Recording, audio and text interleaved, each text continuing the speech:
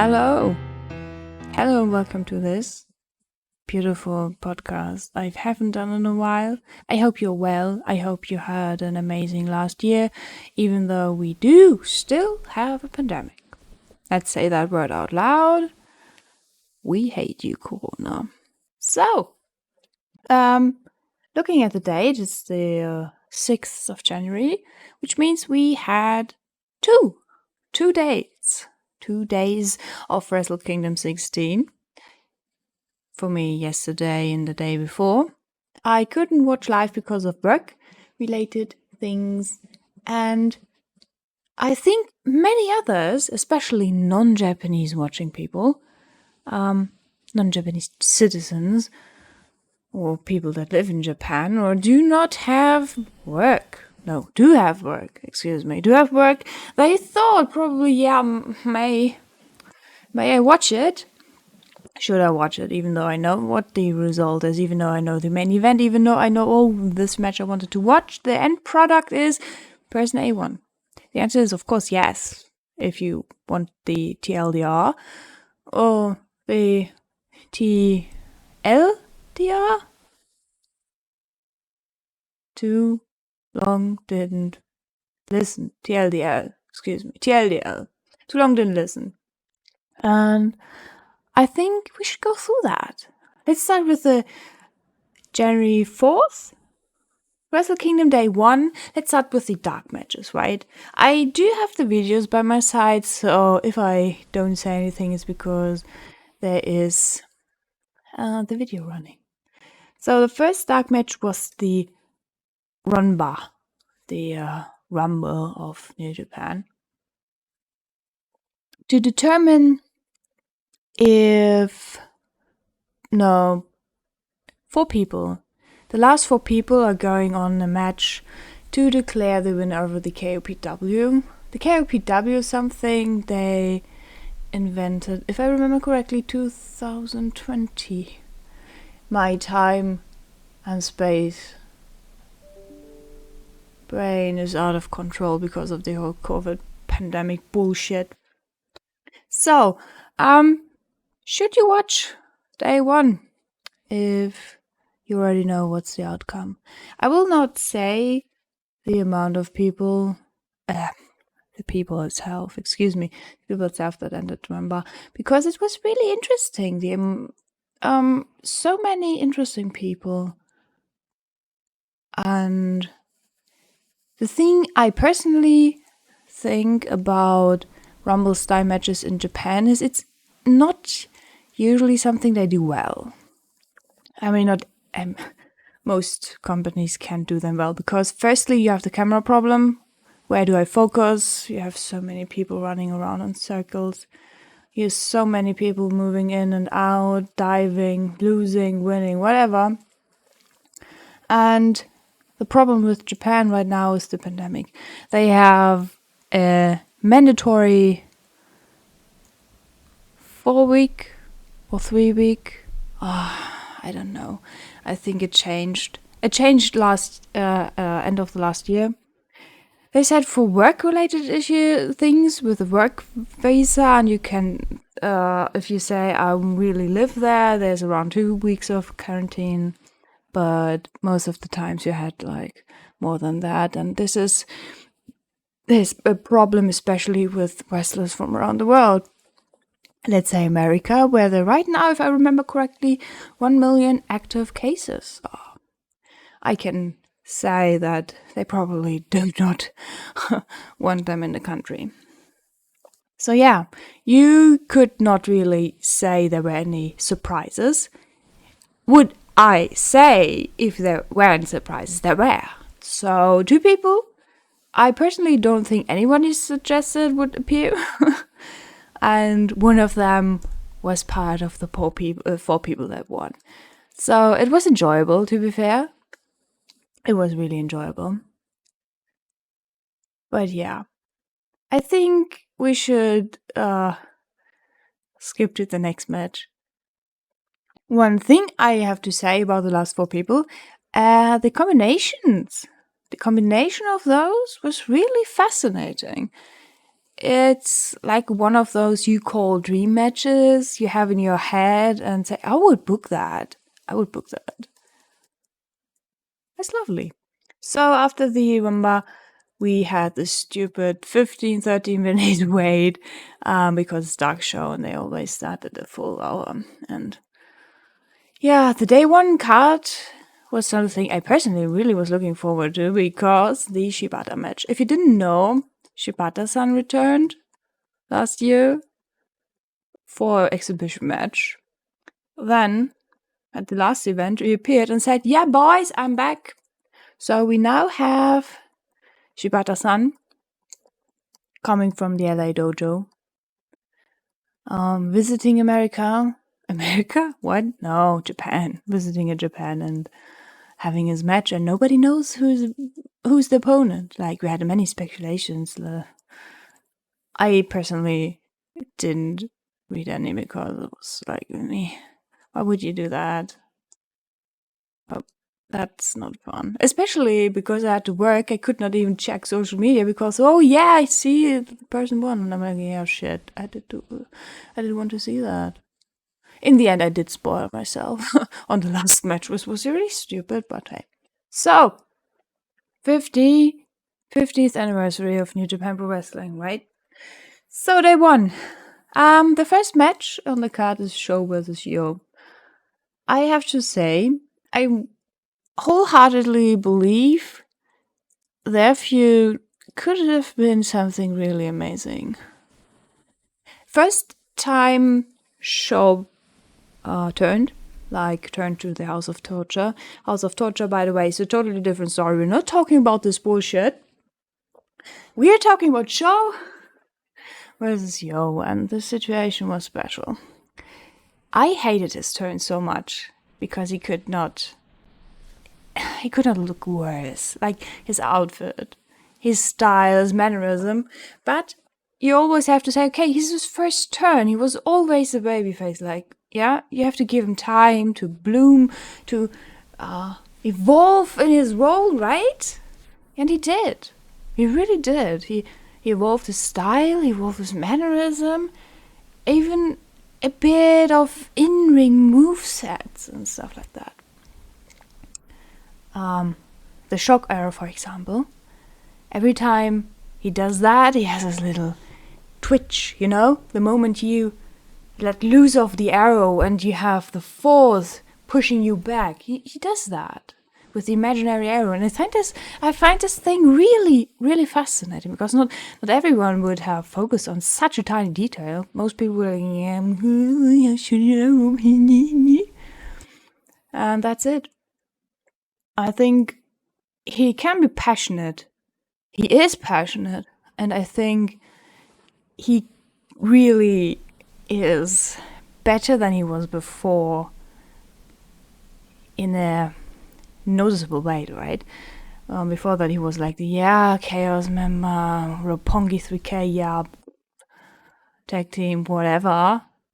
But now he's like this tiny maniac, still a bit like a little child, acting, trying to find his place and stuff like that, and it's enjoyable. While you have Yo, that is just the K-pop star that wants to prove something.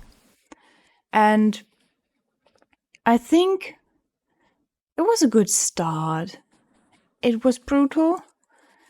They did beat up each other. It was enjoyable. Really enjoyable. And let's say, I personally did not think the match would end like it did. It was lovely. Though I have to say, that is match 1 of the 4-hour deal, right? You can say that this was fun.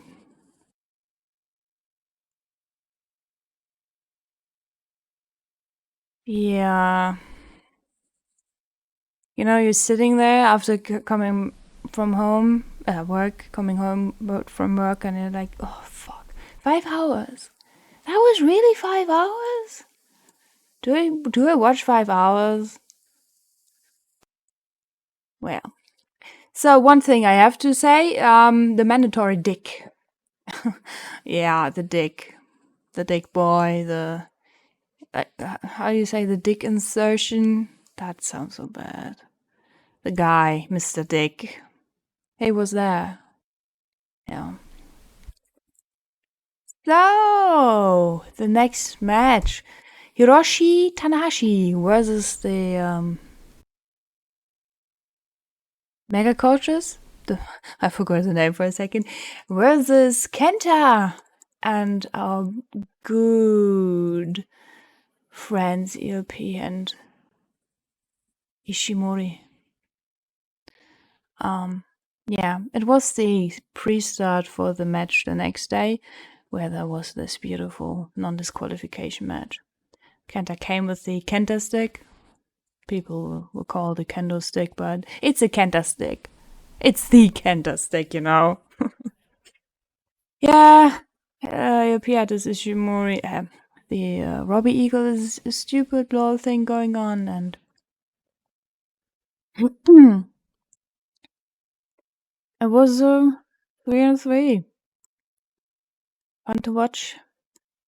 Normal, really, like something you would see in a normal match in New Japan. Nothing special, but I have to say, it's nothing special in my words means it's extremely good for wrestling match. It's not boring. You watch it, you have fun, stuff like that, right? It's enjoyable. If you want to skip it, you can. There's nothing you would miss, especially because the important matches are the next day. Those are just showing off a bit what they can do. And in the end, Tanahashi exploded. And yeah, the ending was really, really weird. But, well, you have to watch it. You really have to watch it to see what I mean. So, the next one was LAJ versus United Empire. What a weird thing, right? The feud of Jeff Cobb versus Naito and Great Khan versus Sanada is going on for a while right now. And Will Ospreay is going against the winner of today's main event. Interesting, right? You really think that after the extremely amazing, how you call that, dominance of United Empire last year, and how Cobb destroyed Okada, how Khan destroyed everybody kind of, besides his opponent last Wrestle Kingdom, you would think they would win, right? They would dominate everything and everybody and stuff like that, right? But I have the feeling that they were just pushed to push LIJ again. It's so weird. I don't say LIJ or United Empire won that match, but I have to say I find it curious that the whole thing that happened last year, right? That is a bit thrown out the window. It feels like it. But 2020 is more like a reboot of the whole timeline where they had no chance of evolving, if that makes any sense. Like, I think the last 2 years are like something you should just erase. It's bad because United Empire, especially United Empire, is something I really enjoyed. So yeah, we have those 3 guys against those 3 guys. The whole premise of this match is that Ospreay is not doing anything because he wants to save up energy for the match tomorrow. It's okay. The match is really good. It is really good. It's United Empire. Holy shit. Sadly, Hinara does not have a match. He was in the Rumble run bar at the beginning. Yeah, that's a spoiler. I'm sorry. But yeah, he's by the ring side. He's at the ring side, so it doesn't matter. This match is, you can skip it. It's not really important, but it's still enjoyable because it's good. It's standard New Japan Pro Wrestling standard. It's good. Nothing to be mad about, nothing to be sad about. It's fun, it's short. And it's like the starting point for the matches the next day those two guys have. And it really pushed the anticipation, I think. I personally think. That there was a problem with the matches the day afterwards is a different story. And we're going to that place soon. Let's just for the moment say those three guys on both sides are amazing. They have made it, they did an amazing job. It was an amazing match. Or good match if you're in a New Japan standard. It's so stupid. Yeah. They had fun.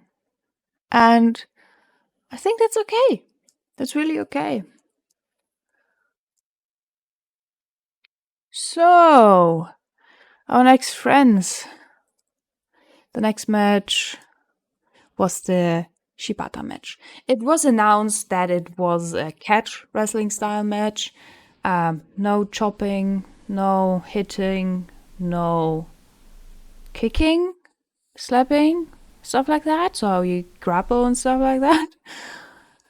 Yeah, I do not want to spoil who the opponent is, but if you watch one match from Wrestle Kingdom 16, day 1 or day 2, please, for the love of God, watch this Shibata match, because this is, for fuck's sake, the best match this year is going to produce. If Shibata is not going to have another match, and if he is allowed to enter a ring again. This thing was on a whole different level of beauty, of aesthetic, of love, of brutality. It was like, I don't know, like stars falling through the sky to the earth and exploding in thousands of different colors, and I have no words for that. This match is by far the best thing that is going to happen this year, and maybe even happened in the last years.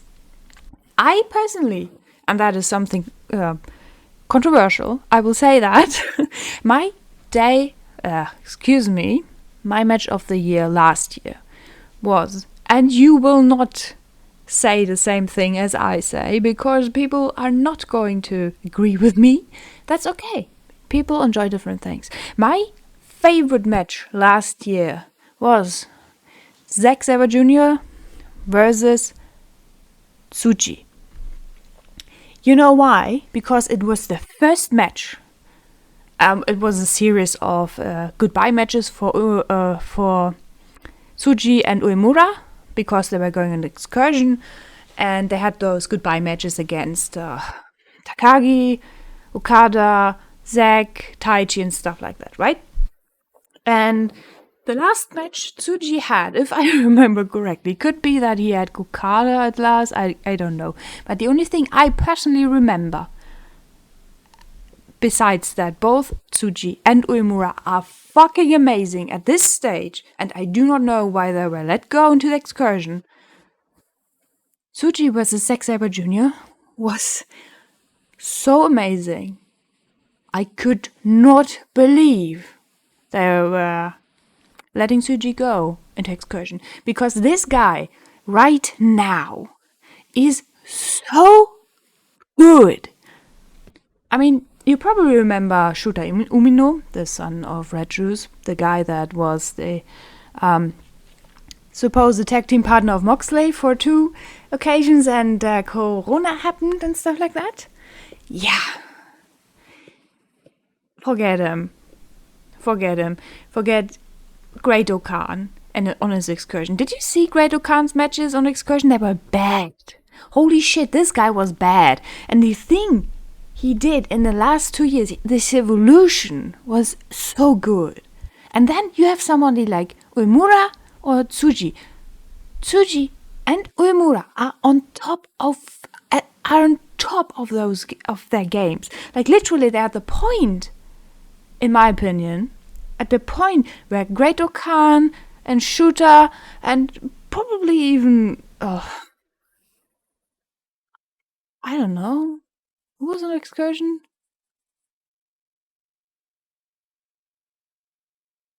I don't know. Also, my neighbor just ran into his door. That was weird. Yeah. What I wanted to say is they are right now on top of their game. And I cannot believe they let them go. And my favorite match, if to repeat myself again, Suji versus Xavier Jr. You know why?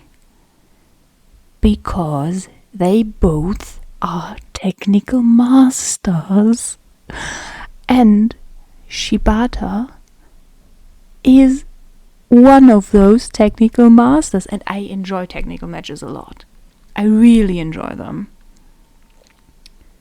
They're probably the only reason I still watch wrestling. Because I hate just hitting each other. There is no story behind that. But you have an opponent that the other has to counter, and those movements, those slick movements, that is something exciting. So we have Tsuji versus Zack Sabre Jr. And then after that, Shibata announces, I am cleared. And I'm like, holy shit. The master of technique himself is going to return to the ring. They had this exhibition match for 3 minutes. Zack Sabre Jr. versus Shibata, and Zack and Shibata wore their clothes they had when they last met. Really amazing stuff. But it was not as good. It was good, right? It was amazing. It was 60,000 stars, whatever you use as a calculation for measuring good matches. I don't care. But in my opinion, Tsuji versus Zack Sabre Jr., because it was longer, like 15 minutes or something like that, 10, 12 minutes, it was better in my eyes because you could tell a better story. So now we have Shibata versus the Mystery Mr. X. And he can tell a story. And he did. Holy shit, he did. This match. And I say that as the biggest Suzuki nerd on earth. Not really, but let's say that. The biggest Suzuki nerd in this room. I mean, I'm alone, so it's true. My favorite match of all time.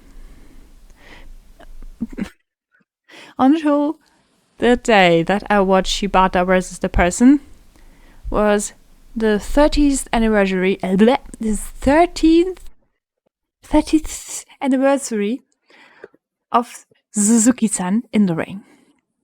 He had this special match. I already talked about it. The rain match against the Rainmaker in the rain that went on a time draw. And I still think it's the best match that has ever happened. But on par to this match. And maybe even better because there was a better story. There was better technique. There was so much more emotions from the viewers and from the wrestlers.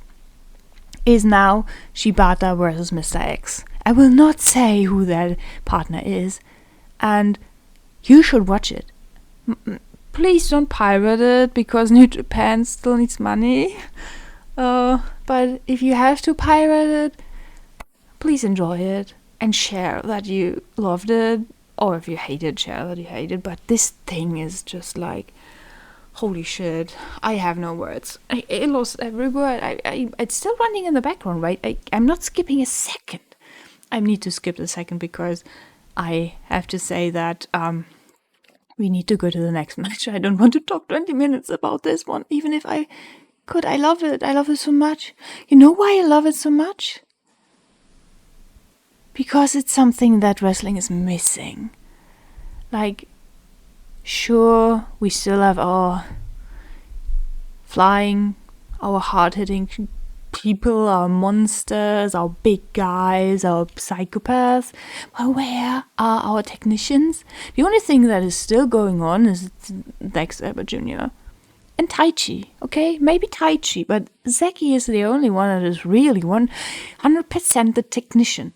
Now that the young lions, the old young lions, the last semester, that they're gone, with Tsuchi and Uemura missing, we lost 2 amazing technicians.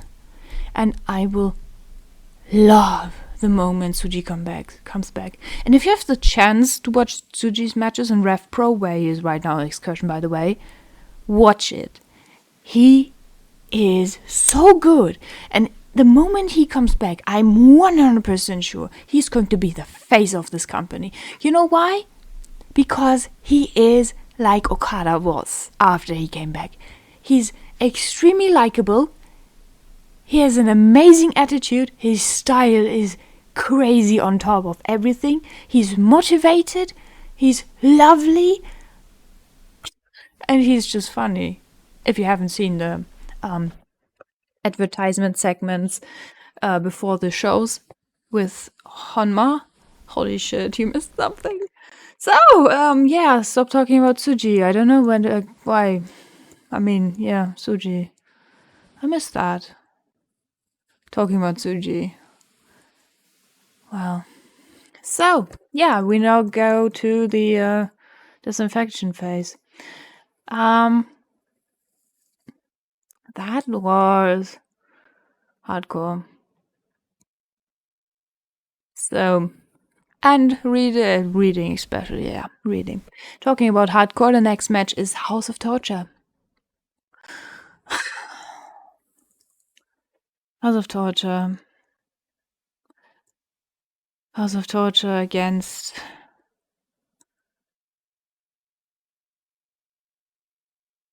Ishii. I mean, the official match is Evil versus Ishii, but we all know that this is not going to happen. We all know that it's going to be Evil versus Ishii. And I think we have a problem with House of Torture. A friend of mine told me that the whole situation is also not liked in Japan. I have no things to compare. I don't know. I don't talk to them, to any Japanese fans. I don't read any Japanese reviews, stuff like that. I just know that I can't stand them anymore. They started as something interesting, but the insertion of dick into everything, and that sounds really stupid, is just the worst thing on earth. I hate it. I hate it so much. The worst thing about this is that Evil is capable. He is not bad in the ring, he is good.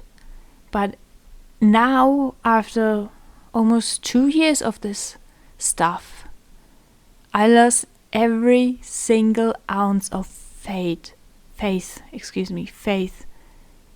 in this guy. And I was a fan of him. I enjoyed him. Especially, I only enjoyed him when I started watching New Japan. I did not like Naito, I did not like Bushi, I did not like Sanada. Hiromu, yes, I liked him, but I enjoyed Evil. He was quirky. Not Hiromu quirky. He was interesting, you know. But now I can't stand this guy.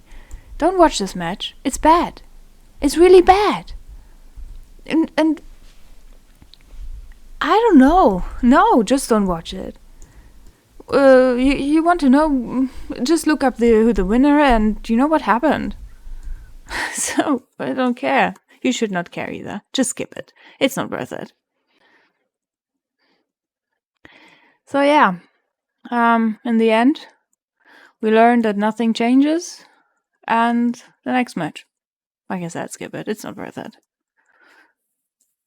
So, the next match. To be fair, I have to say that the main event for me was Shibata versus Mr. X. So everything after the disinfection is kind of like a letdown mentally. I I still want to stay positive. The next match is Goto and Yoshihashi versus Dangerous Tekkers.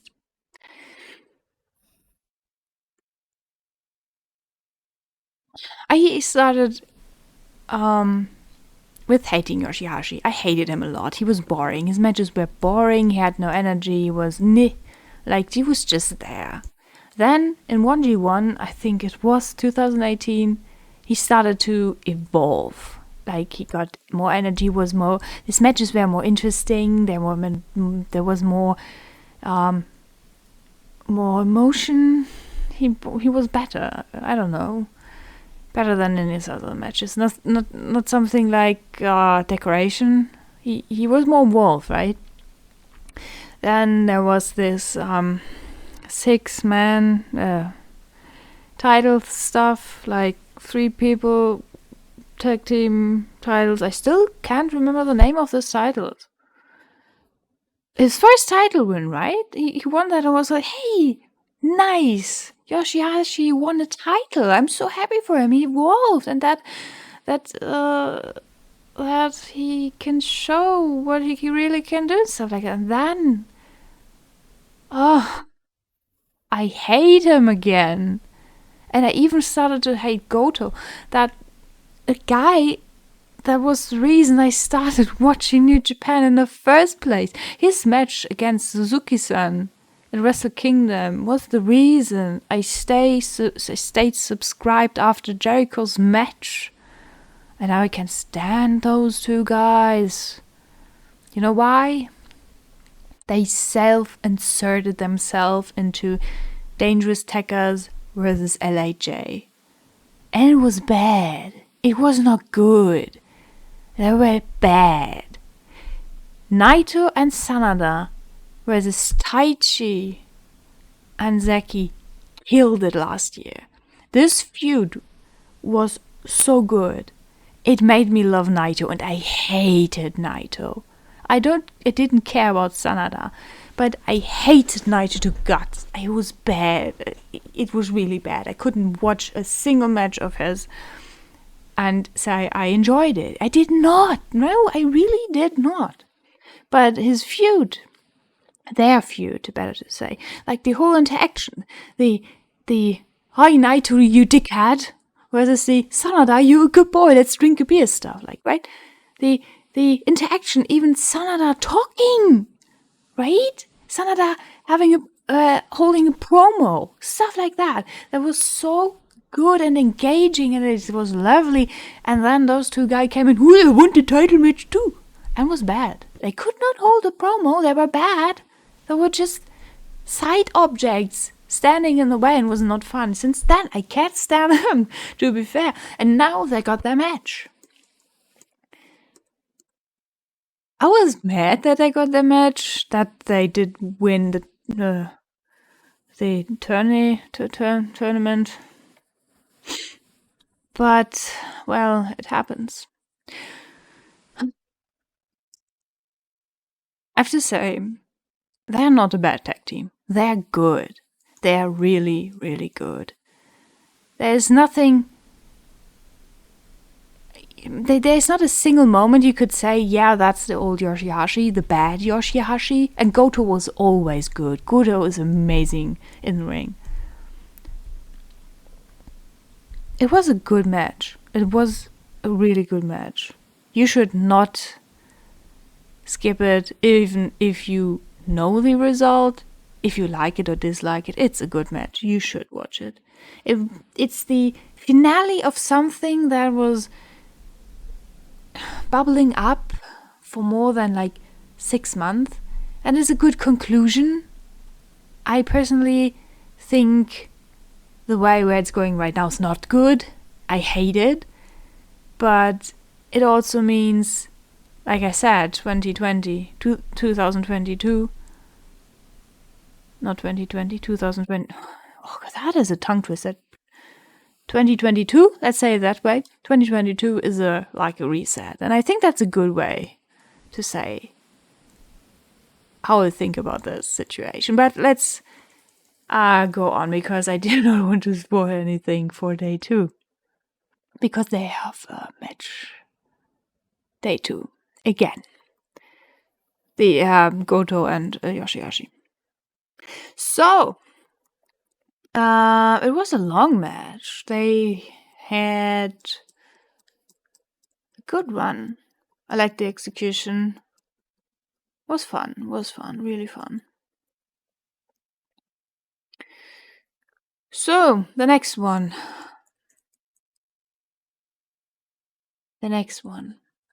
Hiromu Tanahashi versus one of the best guys ever, El Desperado.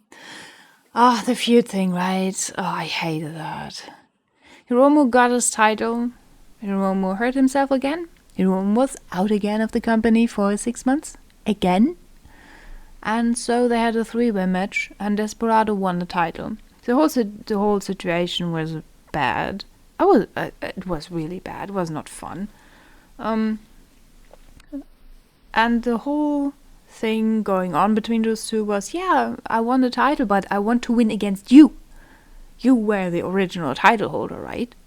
But he had no chance to get a rematch because he was injured, so he had to go through the junior tournament. He won, Hiromu. So their match right now is El Desperado versus Hiromu Tanahashi for the title.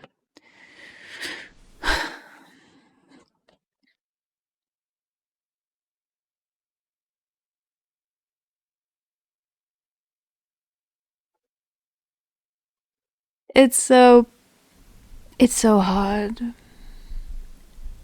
It's so hard to find words, right? My baseline for New Japan wrestling matches is amazing. I enjoy it. I enjoy every single one of them. If I do not enjoy them, they're bad. And if they're bad, they're really bad. Especially House of Torture matches, evil matches, right? They're bad. That is the baseline. Evil matches are bad. And bad is just boring. It's not technically bad. It's not emotionally bad. It's not a squash match, right? It's just bad. But bad is still good, right? So my baseline is this match is fucking amazing. Somebody would say, whoa, 5 stars, stuff like that. No, it's just amazing. It's not as amazing as Shibata vs. Mr. X, though. So, if you know the outcome, watch it, please. For the love of God, watch this match. It's amazing. You feel the dread. You do not know who is going to win. It's a battle with even odds. Always. Every single second. There is no I dominate, you dominate, and I win. Stuff like that. No, it's a will he win? No, he will not win. Will he win? He will not win. It's a going to left, to right, and you're screaming, what the fuck, are you crazy? Holy shit, you just came back, what are you doing? It's good. It's really, really good. You should definitely watch it. This besides the Shibata match. If you watch 2 matches, this and the Shibata match. It's fun. Though it could happen that you do not like the outcome of it. Yeah.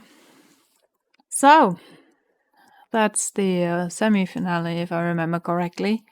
And we're now coming to the finale. If you did not know what the whole problem with the title was, we had the G1. And in the G1, the finale was Ibushi versus Okada. Ibushi made, was it a 360 splash? I don't know what he wanted to do, but he dislocated his shoulder inside the ring in a move that looked so scary.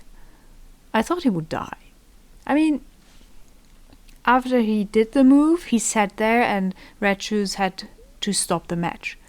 He wasn't able to get out of the ring for 20 minutes. And the Young Lions and staff shielded them. the doctor and Ibushi from the UI, and it was really scary and nobody knew what happened. So then we had an automatic win of Okada in the G1, which means that Takagi versus Okada would be the Wrestle Kingdom main event. But then Ospreay appeared after the return from Rev Pro after being out of order because of an injury for some month and said, whoa, I'm not over my 6 weeks. I am still the champion. I want my match, okay? To declare who's the real champion. So as I said, we're going to have Takagi versus Okada, and the winner from Takagi versus Okada is versus Ospreay on day 2. Everything fine and dandy. Kind of. You probably do know, and if you do not know, I kind of do not like Okada matches. They have this pattern I dislike. I enjoy technical matches, like grappling matches more, and he's a bit like a slug, maybe. I just don't like Okada matches. So I sat there and said, okay, Takagi versus Okada can't be bad, but also is not going to be good. And the outcome, whatever is going to be, it's against Ospreay, and both can have an amazing match against Ospreay. I do not care. So, yeah, we have Okada coming in with his kimono, with all his amazing stuff he did written on it. I'm like, yeah, sure, poser. Have some ego, whatever. And they started.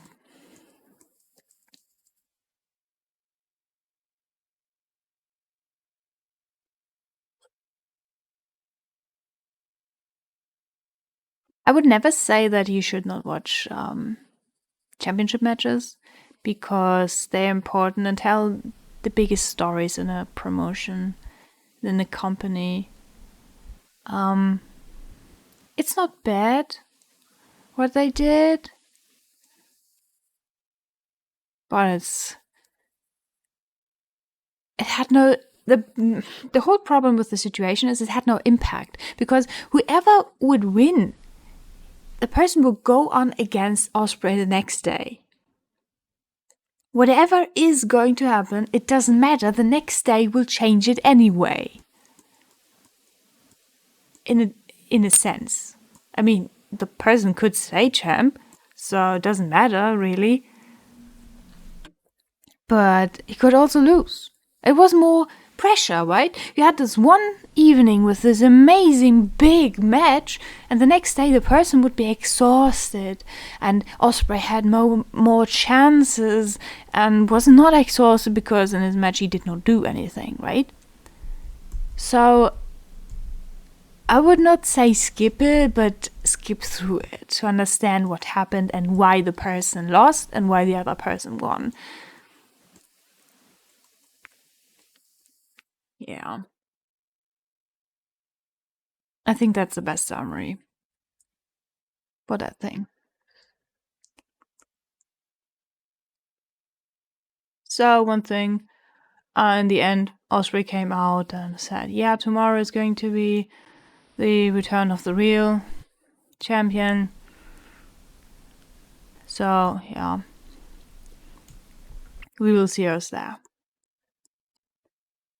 Next day, Wrestle Kingdom Day 2, January the 5th. It started with something I did not know it happened because they changed the card.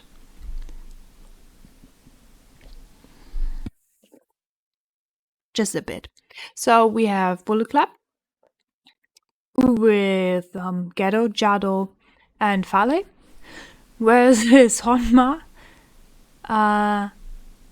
Makabe, and Nagata.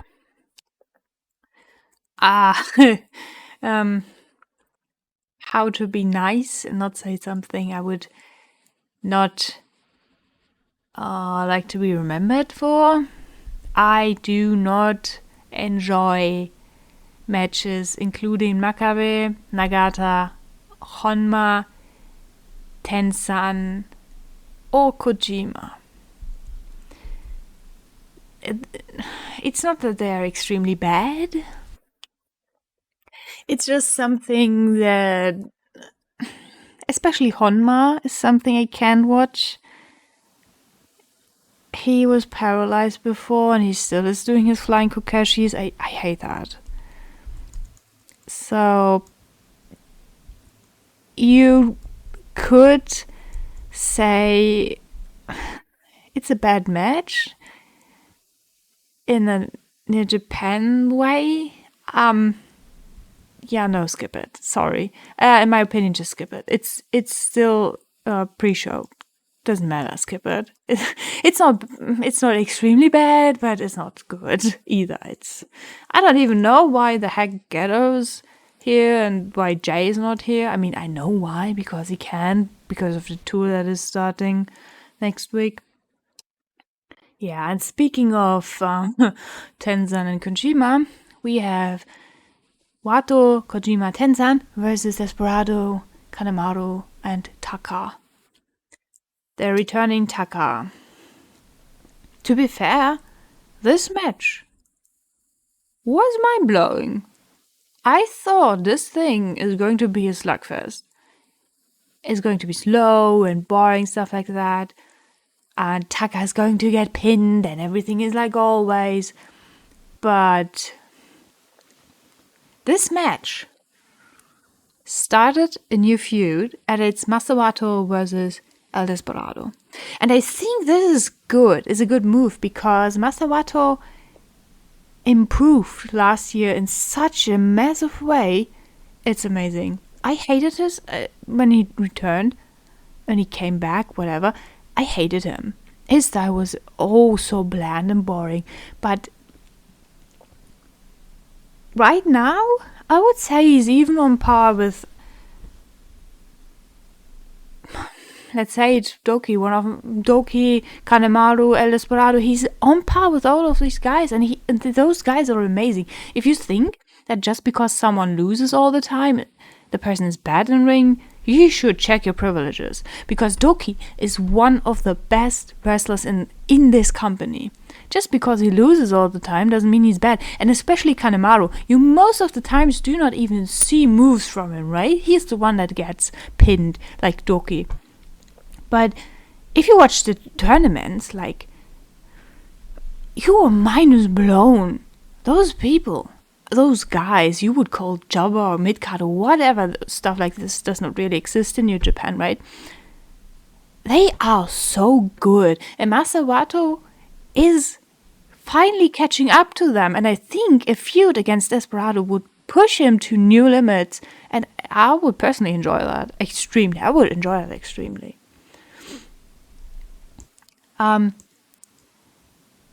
Watch that match. Watch it. Really, believe me, you will be surprised in more than one way. It's a match that will make you gasp. Even if you do not like the participants or what they do or whatever, this match you need to watch. Especially if you know the outcome. Because you need to know how it happened. The whole story, the whole situation. It's amazing. And I can say, I was screaming. And that is that is a good thing. That's not a bad thing. So, oh my god. Speaking of Doki, the next match, Shingo Takagi, Hiromu Takahashi, Bushi versus Taichi, Zack Sabre Jr. and Doki. Holy shit. Oh, that was something. I love Doki. I'm sorry. I love this guy so much. He's just so misused. He needs a feud. He really needs a feud. So yeah, this match.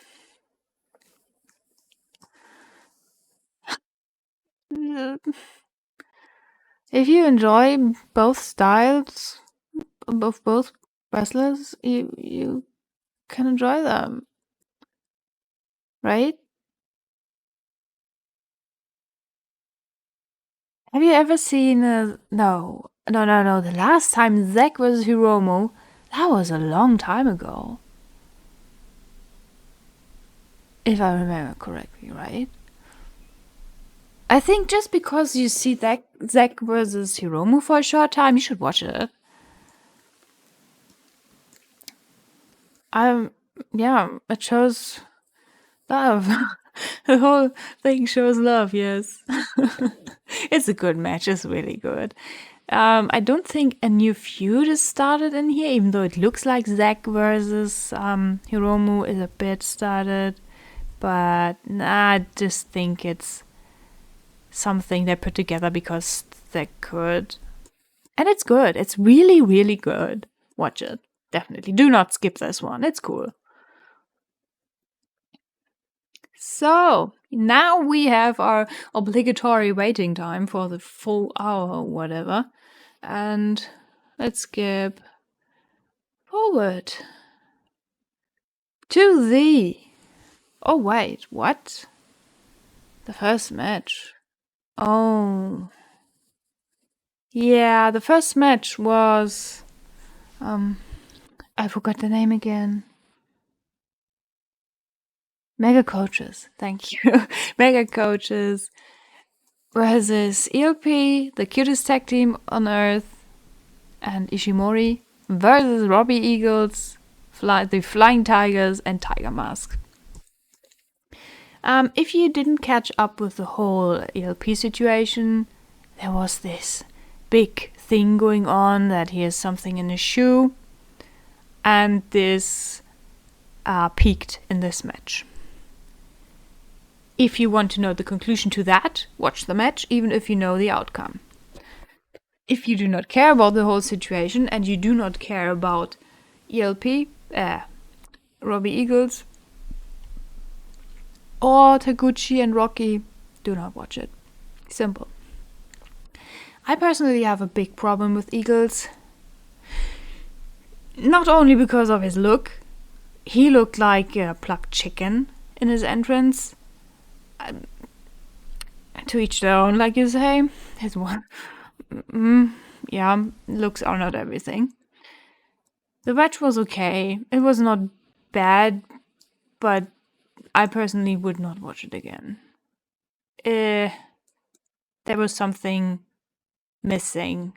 It was not in that way enjoyable that you would say, yeah, it's a classic. They really worked that out, what they wanted to do and stuff like that. It was more like we have to do it because of the 69 situation and because of ELP's shoe and stuff like that. And in that case, it was really not enjoyable. So if you want to know the conclusion to this shoe thing, watch it. If you do not care about the title or about any of the tag teams, do not skip it. It's not worth it. Yeah. So, the next match. What do we have? We have the ladies match. I do not know names of those ladies. I know Starlight. I remembered Starlight. The Stardom showcase match with Stardom ladies, with Stardom stuff, with Stardom love. Watch it. Really watch it. Especially because if you have never seen good woman wrestling or just watch the weird woman wrestling, whatever you fancy, I don't care. This is good woman wrestling. I personally always say, yeah, I would pay money for Stardom to watch it. Thing is, I do not have so much time to do so. I can't even work with New Japan. More shows would be just pain in the ass, to be fair. I hope they have more matches in the future because they're now a combined company. They should just move together and even have men. I mean, no man matches at Stardom, but more woman matches at at New Japan events. That would be nice. I enjoyed this. I enjoyed it, even though I did not know one single person in there. They are fun. They are fun, and they are good. But it also made me miss Asuka because, like, she's so quirky. But yeah, I don't think she will ever come back. So, now we're coming to the KOPW match. And if you do not want to hear who the winner of the Rumba was, whatever, skip this. I have no timestamp for you. I'm sorry, I have no timestamp. But yeah, the winner of the Rumble, Rumba, whatever, were Chima, Suzuki-san, Chase Owens, and of course, on our beautiful Kimono Man, Yano.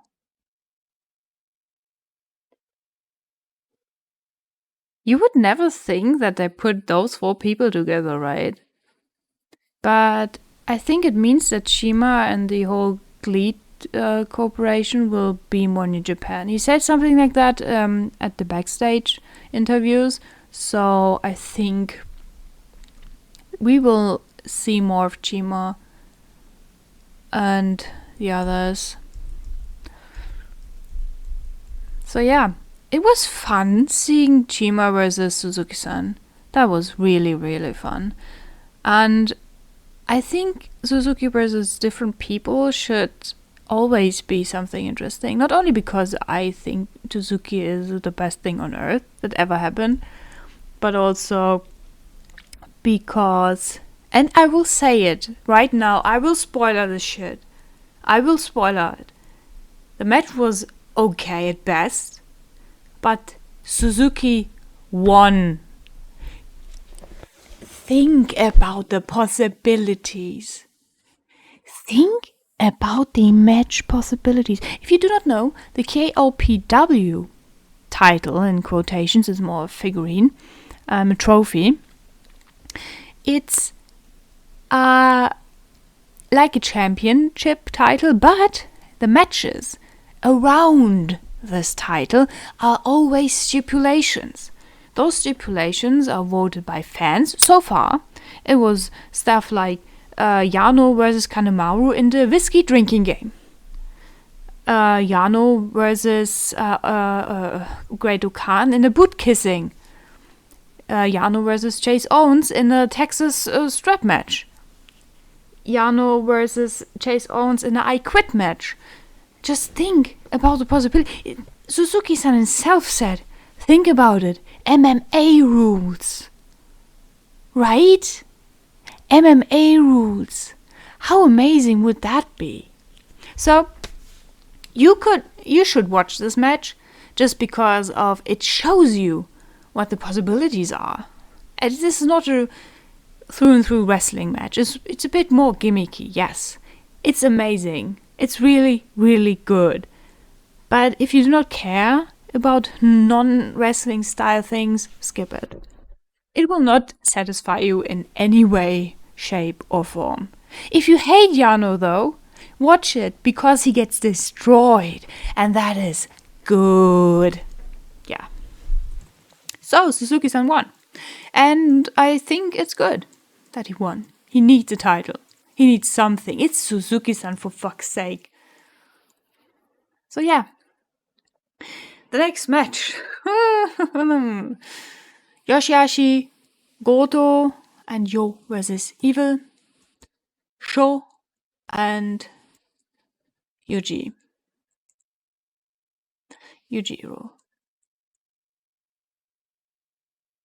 And of course Dick. And as a precaution, we have Ishii by the ringside. I can tell you, skip it. It does not matter. You know why it does not matter? Because they still had Dick dominate everything. Ishii was there, yes, but he could not stop Dick, so it was not... It didn't matter. You know the end result, even if you did not watch it. And it's bad. Don't watch it. I'm sorry for Show and Yujiro because especially Yujiro evolved a lot last year. But now everything is like, eh.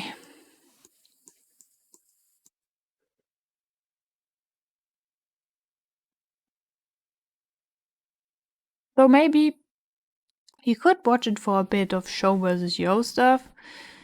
There was a glimmer of hope that this could be a real wrestling match, but after 5 minutes you could see no, it will not. Going to be one, so it doesn't matter. But of course, those few minutes were amazing. It were good, not amazing, were good. You had this hope, oh my god, they're going back to the roots, the real style. No, it's not going back to roots. It's bad. It's just a bad match. Then we have Disinfection. I'm not going to talk about Noah invading. I don't care. I do not know those guys. So whatever they're talking about, especially because I can't understand Japanese, whatever they said, I don't care. Then they announced those new dates. The PayPay Dome return. Never heard that thing, but it was fun to listen to. PayPay. And we're coming back to Great Okan versus Sanada. I thought to myself, if there would not be a single good match on this card, I still would watch Okada versus Sanada because both are amazing wrestlers. But they fucked up bad. I was so disappointed in this match. I thought this is going to be the match of the day for sure. Sanada even showed up with the new gear. Like, what? The match was fun at the beginning. It started with the whole I'm normally a catch wrestler, Okan, and I'm going to wrestle my style, and I have this and judo and karate and whatever, and you are Sanada, the pretty boy. You're doing your stuff. I'm going to be a chameleon and do your stuff and beat you with it. Like, this is how it evolved. From Great Okan style to more Sanada style. It was fun. It was a really good concept because the whole situation of working with the weapons of your enemies against the enemy is really nice, lovely. I thought he was trying to do Paradise Lock. He didn't, which was fine because it's a silly move. But the end, let's say it as it is, they botched the end and it took away the whole air out of the match. The match itself is really good. It's enjoyable. It started a bit slow because they had so much time, but it was fun to watch. Though I still would say skip through it and skip the end. Because the end is no fun. And that is so sad. You know? It could have been something so amazing. And it ended up being the first match of day 2 that gave someone a bloody nose. And that is not the botch. The botch was the finish. So, yeah, we have blood for the first time. Just some drops. But remember that, please, because day 2 is the most bloody thing you've ever seen in New Japan, and that was not fun. Not fun. So, the next thing is Naito versus Cobb. I have to add to the whole situation that Naito is targeting Cobb's knee left knee for weeks on end. Since they said they're going to have this match, there are those singles or tag team matches where he always is targeting his knee. So this is also the focus of this match, which makes it really, really good. It sounds like I want to see people hurt, but Cobb plays, I don't even know if he's really hurt, you know? If he's really hurt, I'm so sorry, man, but I hope he isn't. He plays his role amazingly. Like, he looks really hurt. He moves really hurt. And the excitement you feel about who could win is just amazing. I don't know. I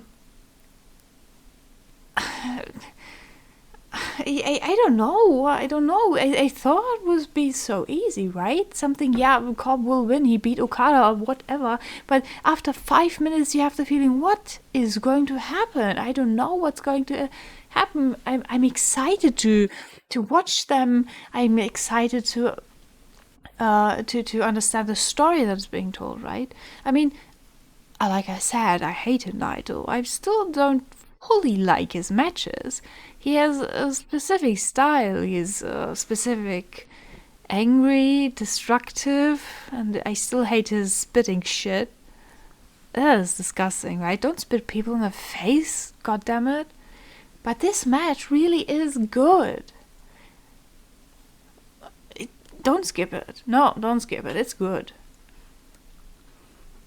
Though one thing I have to say is that this was the second match with blood. In this case, the nose again.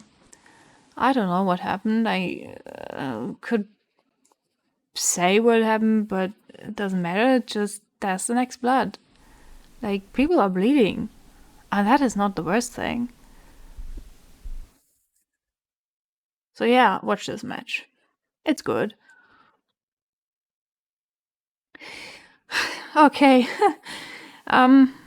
This thing is going to take a while to dissect. Tanahashi versus Kenta. This is controversial.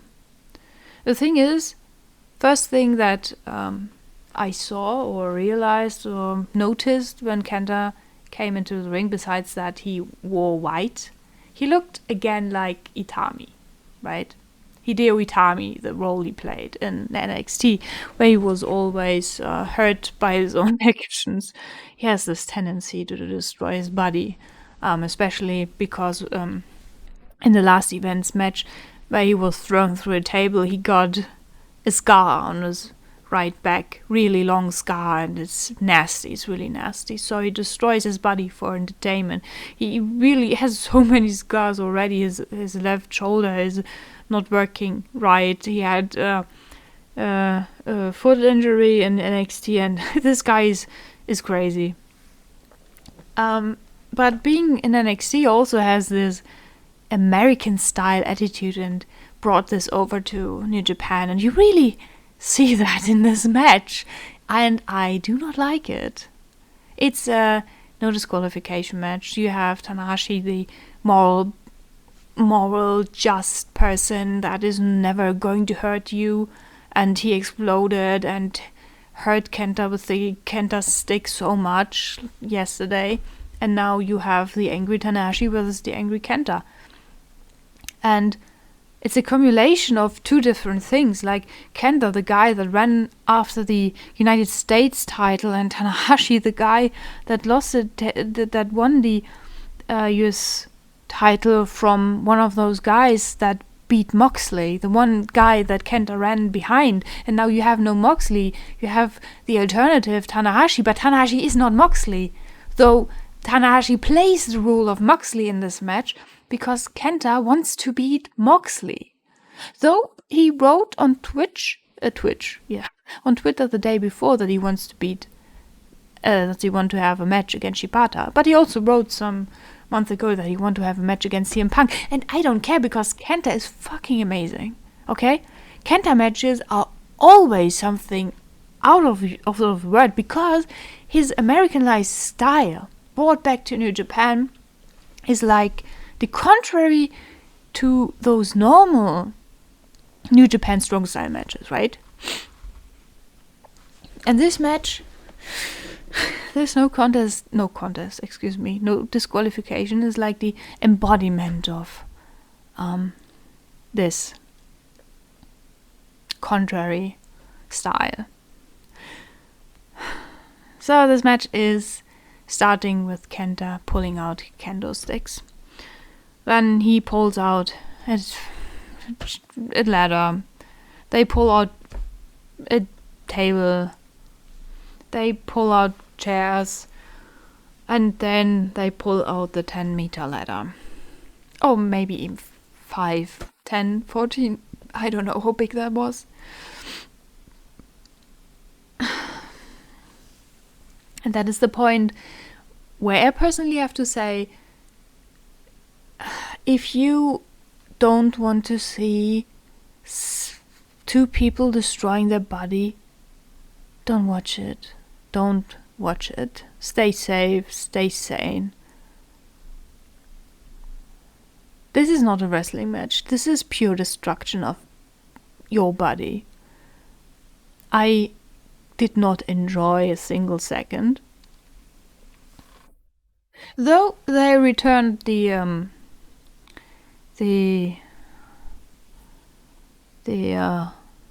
what is the name for the thing? Do I have to Google it? Briefcase, that's the word. The briefcase, the contract briefcase with the contract inside, with which he hit Tanahashi last year. Oh God, or is it even 2 years ago? The whole situation was really bad because the US title was in America and Kenta had the contract and was going to America but lost against Moxley, but Moxley lost against Archer and Archer lost against Tanahashi. So Tanahashi is the embodiment. Even if he lost against Tanahashi, it's confusing. But, well,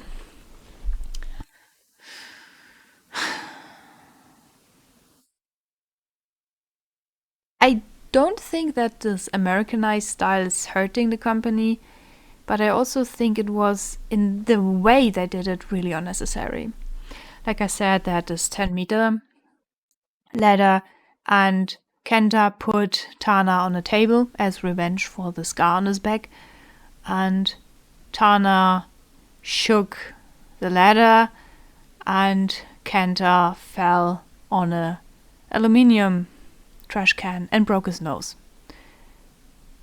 And if you remember the times where some other people in a different company bladed their faces,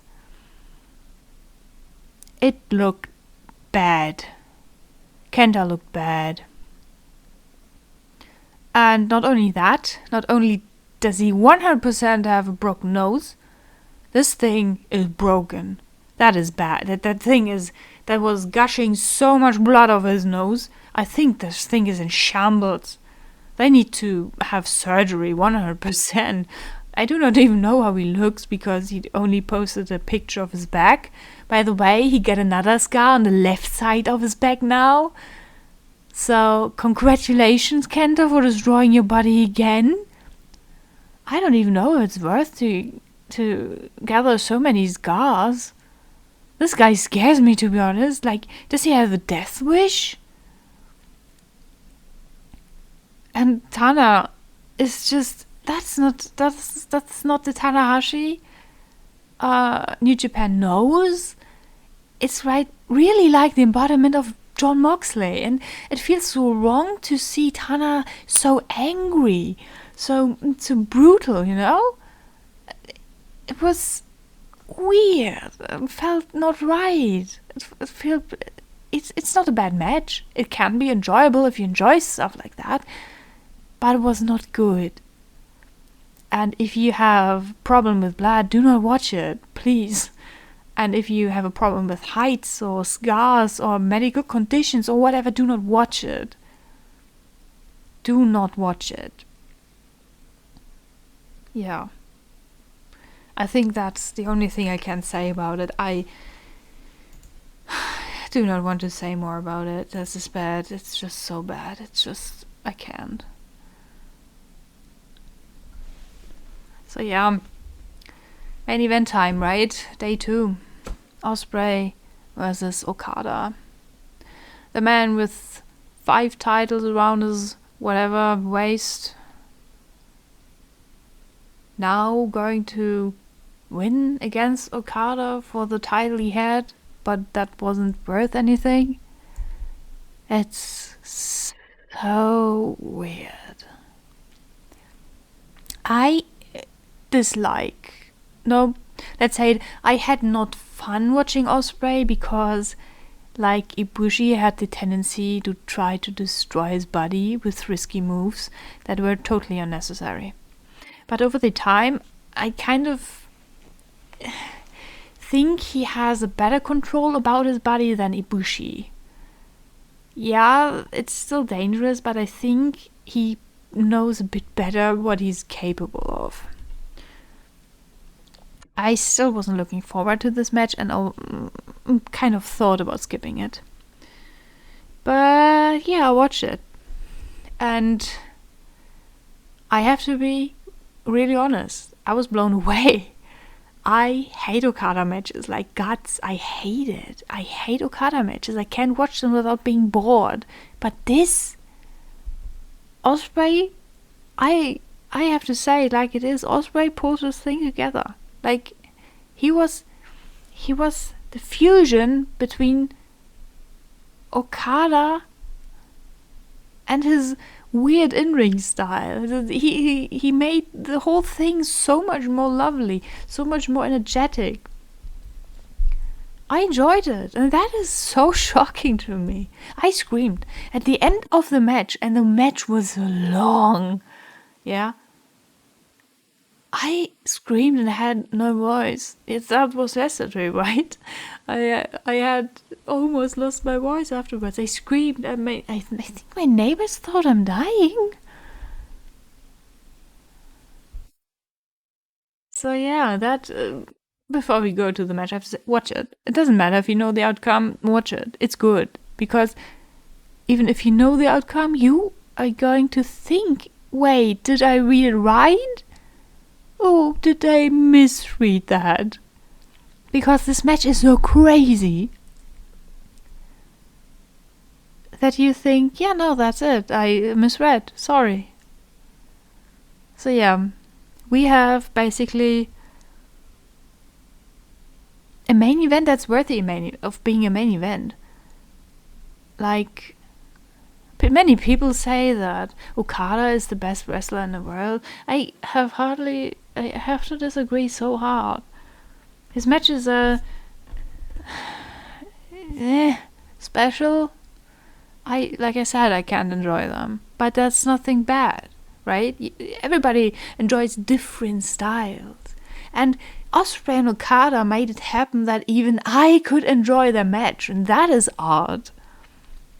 That is something I really have to respect them for. Though I have to say,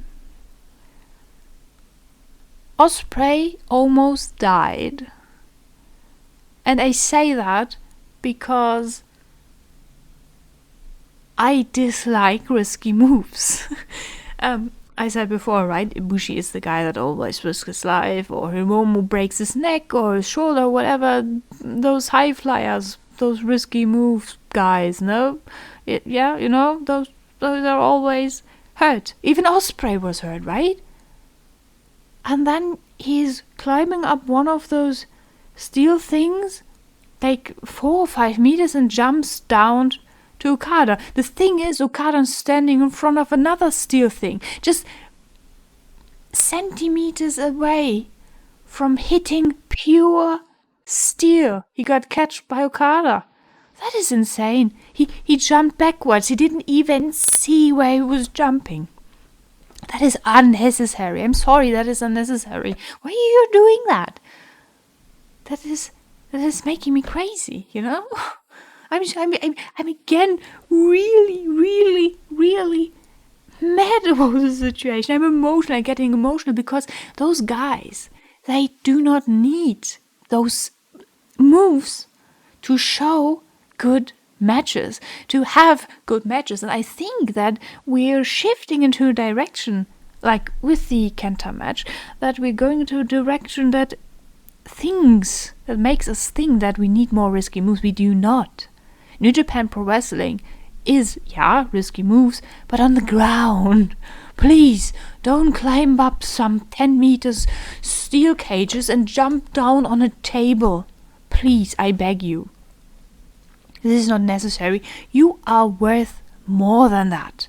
Your body does not need to be hurt in that way. You are good in ring. You can tell a good story. Please don't destroy the match or your body because of one single move. That is not necessary. Those two guys did a so-called 5 stars match. A so-called 6 stars match. Call it whatever you want. Use any system you want. I don't care. They destroyed it. And as hard as it is to say, and I really think I will never say that again, but this Okada match was match of the day. Yes, everything else was amazing. Yes, everything else was extremely good. I love them all, every single one of them. But those two guys with a given feud, with a given backstory in Rev Pro with Ospreay, which I kind of followed because he feuded with Shooter and got Aussie Open into United Empire, with the feud Okada and the V4 title versus Takagi. The whole build-up, right? That was worthy the place they were put in. They delivered the highlight of the year. Not the best match of the year, but the highlight, the accumulation, the top of the whole year. This is the point. Okay, stop. We are on top. Everything that's coming now is the reset for the whole new year. For the new tournaments, for the new championships, for the new challengers, for the new people coming in and out, for the stories we're going. This is the end point. We tore down the house. And now, happy birthday, New Japan Pro Wrestling. Happy birthday for your 50th year. You did amazing. This match is the worthy entry point into the year of the anniversary of this company. And I have to say, if you have not the possibility to watch every single match, do at least watch those I said you should watch, because they showed something.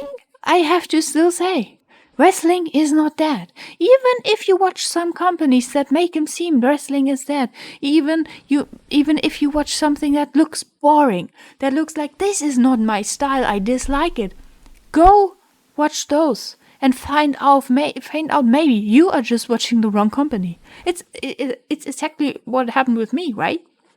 I'm a WWE kid since 2006. I stopped watching 2018 because of New Japan Pro Wrestling, because this is what I always wanted.